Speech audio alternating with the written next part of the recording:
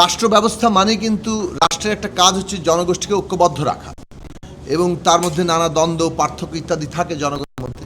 সেখানে তার মীমাংসা করা, তার মীমাংসা এবং ঐক্যবদ্ধ রাখার প্রতিষ্ঠান হচ্ছে রাষ্ট্র। রাষ্ট্র পরিচালনা করে সরকার, সে কারণে সরকার রাষ্ট্র কিন্তু এক নয়। সরকার এবং রাষ্ট্রের মধ্যে যে পার্থক্যটা, ভারসাম্যটা, সেইটা থাকার জন্যই কিন্তু সরকারের যে কাঠামো, সেই কাঠামোর ন্যূনতম যে জায়গাগুলো, সেগুলোতে এই ভারসাম্যটা রক্ষা করা, তার স্বাধীন এবং তার নিজস্ব আইন অনুযায়ী কাজ করার সক্ষমতা, এটা যে কোনো গণতান্ত্রিক ব্যবস্থার জন্য অপরিহার্য ব্যাপার। বাংলাদেশে অভিজ্ঞতার দিক থেকে অন্তত আমরা বলতে পারি, যদি নির্বাচন কমিশন এবং পাবলিক সার্ভিস কমিশন, যেটা পাবলিক সার্ভিস কমিশনের মাধ্যমে পুরো রাষ্ট্রের কর্মকর্তাদের নিয়োগ চলে, এটা কিভাবে উপকৃত হয়েছে প্রত্যেক সরকারের দ্বারা আমরা দেখেছি। নির্বাচন কমিশন কিভাবে অনুগত হিসেবে কাজ করেছে সেটা আমরা দেখছি। ফলে আমরা যেটা মনে করি যে একটা তত্ত্বাবধায়ক সরকারের নির্বাচন আমাদের এখানে হবে, সেটা একটা জাতীয় নির্বাচনের ক্ষেত্রে সুরক্ষা, কিন্তু 5 বছর ব্যাপী বাই ইলেকশন সহ স্থানীয় সরকারের নির্বাচন হয় এবং সেই ক্ষেত্রে নির্বাচন কমিশন যদি স্বাধীন না থাকে, তাহলে আবারও সেই সব নির্বাচনগুলো সবই সরকারি দলের নিয়ন্ত্রণে চলে যায়।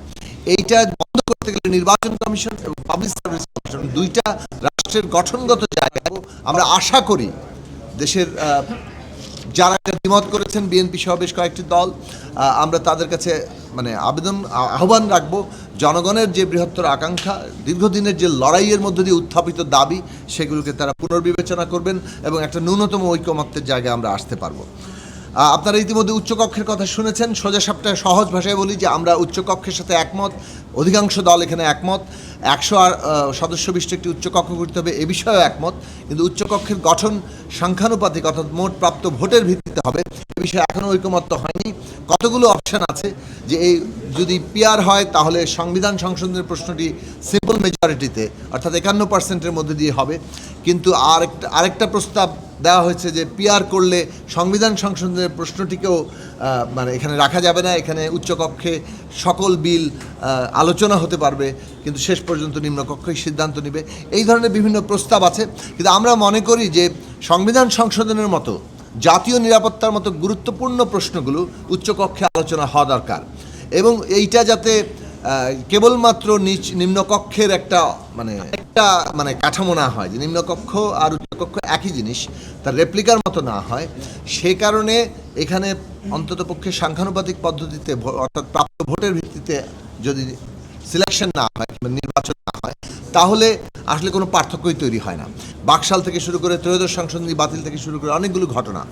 সুতরাং সব দিক দিয়ে আমরা মনে করি যে এইটার ব্যাপারেও আমরা আপিল রেখেছি যে ন্যূনতম ঐকমত্যের জায়গায় আসা, কেননা রাষ্ট্রের মূল লক্ষ্যের জায়গা ঠিক করা হয়েছিল এই এবং গুণগত সংস্কার হবে, যার মধ্যে দিয়ে ক্ষমতার ভারসাম্য এবং জবাবদিহি প্রতিষ্ঠা হবে। সেই ক্ষেত্রেও এইটাও একটা অন্যতম গুরুত্বপূর্ণ প্রাতিষ্ঠানিক আয়োজন, যার মধ্যে দিয়ে ক্ষমতার ভারসাম্য হবে। নারীর আসনের ক্ষেত্রে আজকে তেমন বিস্তারিত কোনো আলোচনা হয়নি, যদি বিভিন্ন প্রস্তাব এসছে। এইখানে যে প্রস্তাব দেওয়া হয়েছিল যে 300 আসনের মধ্যে সাধারণ আসন থাকবে, 100 নারীর আসন সংরক্ষিত থাকবে, এই নিয়ে মোট 400 আসনের পার্লামেন্ট হবে, সে নিয়ে একটা সাধারণ ঐকমত্য থাকলেও 100 আসনের নিয়োগ, 100 আসনের যে নির্বাচন পদ্ধতি, সেটা নিয়ে এখনও পর্যন্ত কোনো ঐকমত্য হয়নি। আমরা নতুন প্রস্তাবনা যেটা এখানে এসেছে এবং এই প্রস্তাবনাটা আমাদের দিক থেকে আমরা আলোচনা করেছিলাম,